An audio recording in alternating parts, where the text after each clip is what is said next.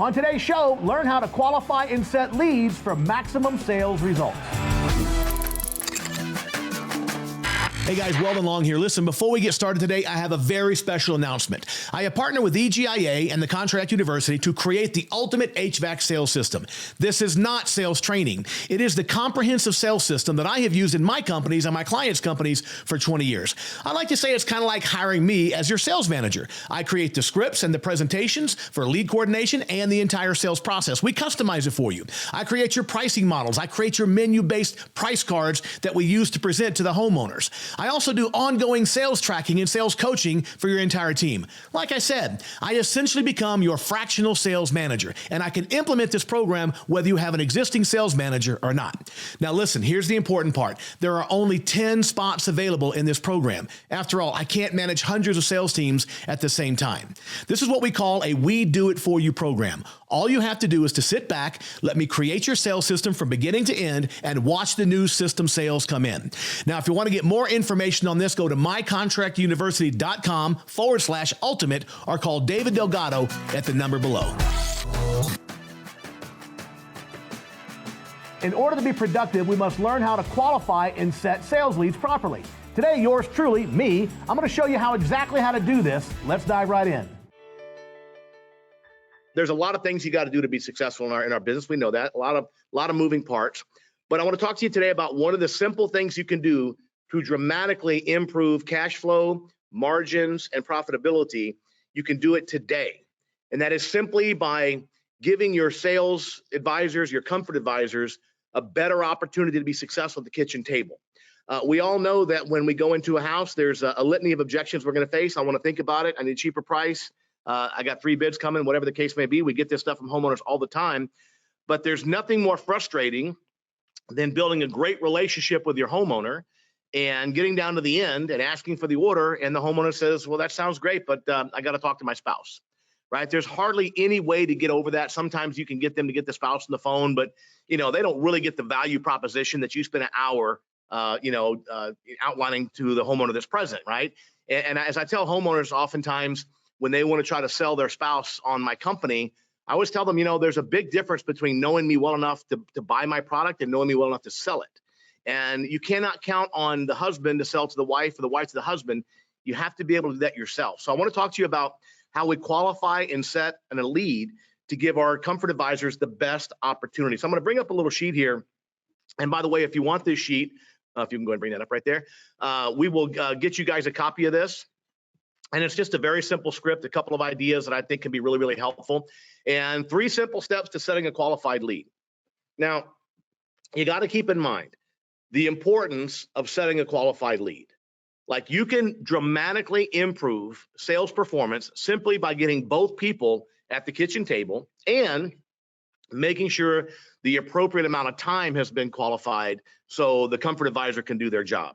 There's nothing worse than getting to a sales call, and I've been on about 1 million of them, and getting there and the homeowner saying, I've got 15 minutes, or, my husband's not here, can you email us the bid, that kind of stuff. We have to properly set and qualify these leads, because that's going to give our comfort advisor the best opportunity to be successful. And obviously, the better situation we put them in, the more often they're going to close the deal, the more often they're going to get that install, they're going to get that revenue. And so this is something you can start today. By the way, if you'd like a copy of the script I'm going to show you, you can just shoot me an email at weldon@weldonlong.com or info@weldonlong.com, and we'll make sure and get you a copy of this little script.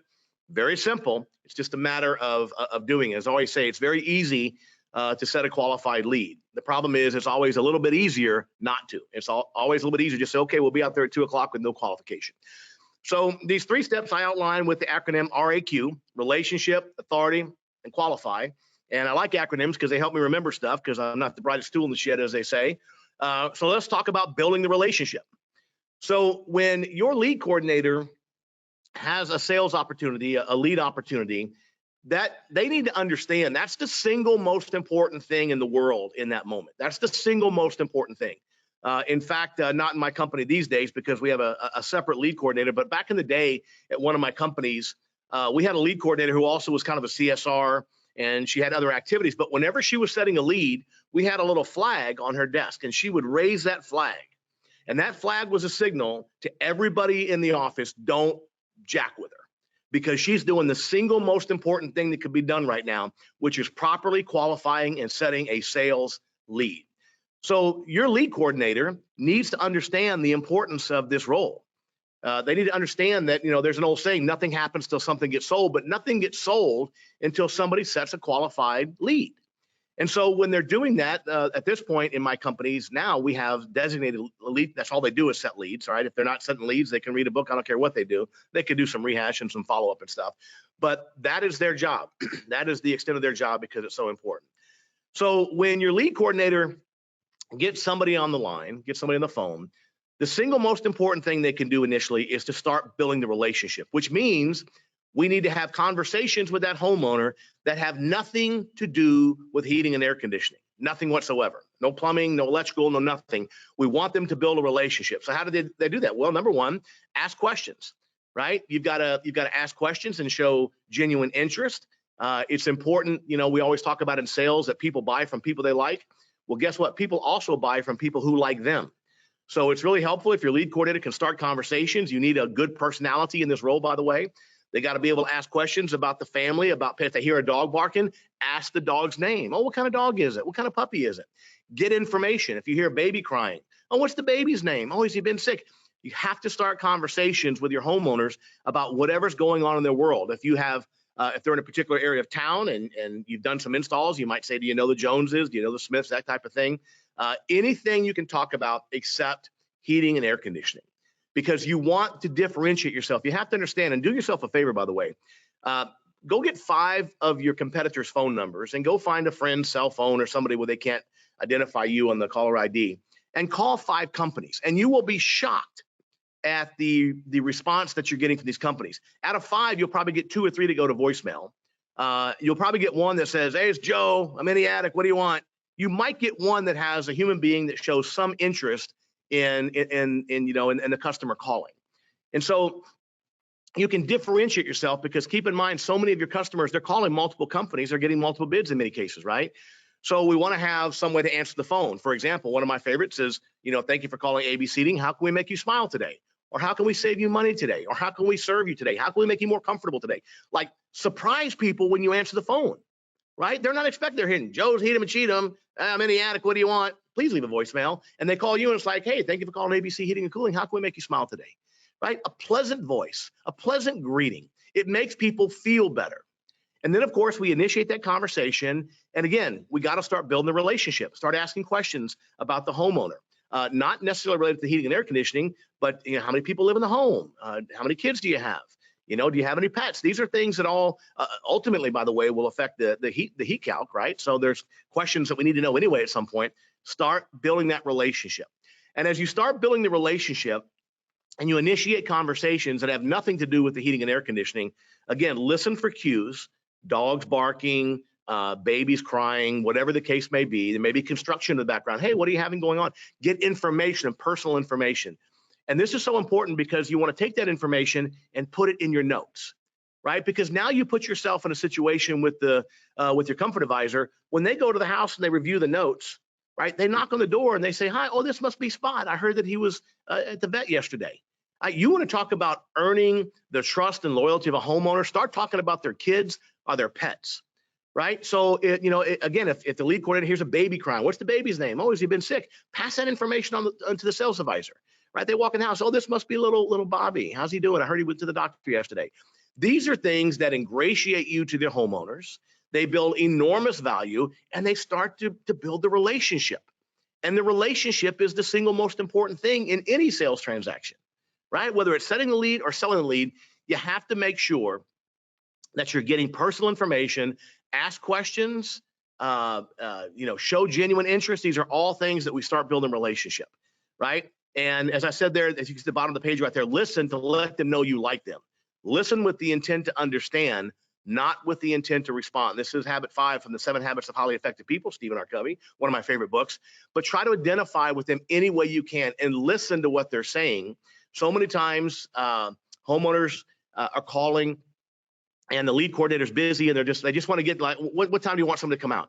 You have to be more patient. You have to let this little organic relationship develop over the series of 5 or 6 or 7 or 8 or 10 minutes, whatever it is, right? But show people genuine interest and listen to them and listen closely, right? Because people can tell when you're listening, you're just waiting for a brief moment for them to pause so you can jump back in and get this lead set and get on with your day.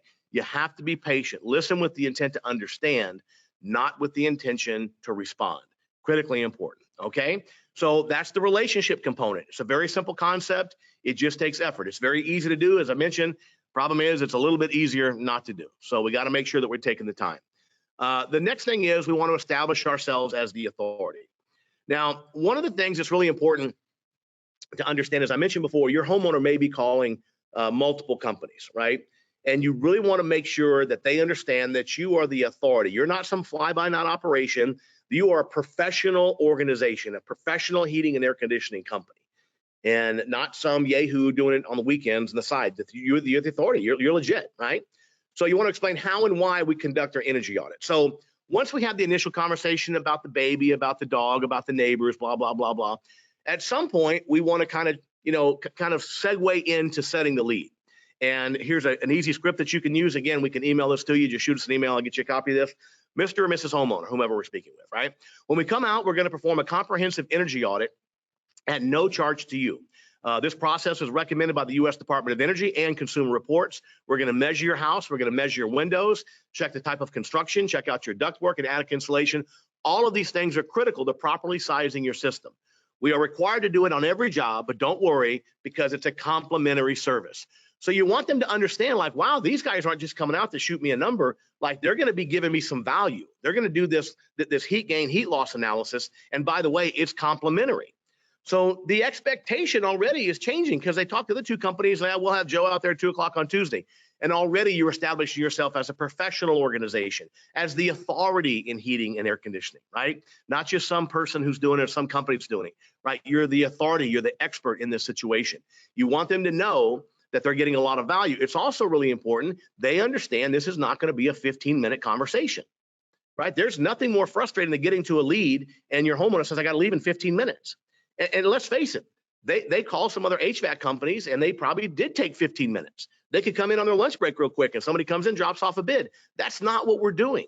We're going to run a professional sales call. And by the way, if you don't know how to run a professional sales call, go to Contract University and my entire sales training system is on there. Drew Cameron also has some sales training on there. Learn how to run a sales call as a professional, not as somebody dropping off bids, not as somebody just dropping off quotes, but a professional sales process, right? Once we explain the basics, when we go on, the reason we do that's very simple. We offer a 1-year unconditional money-back guarantee if you do. Whatever guarantee you offer some kind of satisfaction guarantee, money-back guarantee, test drive, whatever you call it. Doesn't matter what it is. Doesn't have to be a money-back guarantee. Whatever your guarantee is, the reason we do that, Mr. Homeowner, is we offer a satisfaction guarantee. So we must make sure the job is done perfectly. If you don't like the system and we can't fix it, we'll remove the system, we'll fix it, whatever we have to do. So it does take a little bit longer to do it properly, but I'm sure that's the kind of service and quality that you expect from a professional organization, correct? Yes, now they are telling you that they want this service, right? It's a big difference for a comfort advisor when you walk into a house and a homeowner wants to see you because they're trying to make this decision. They have a lot of questions. They want the education. There's a big difference between that and walking into a house and a homeowner's like, I'm not even sure why you're here, right?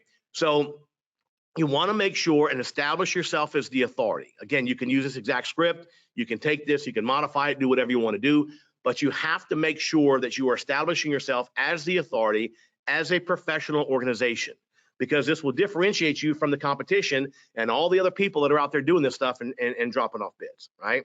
So build a relationship, establish yourself as the authority, right?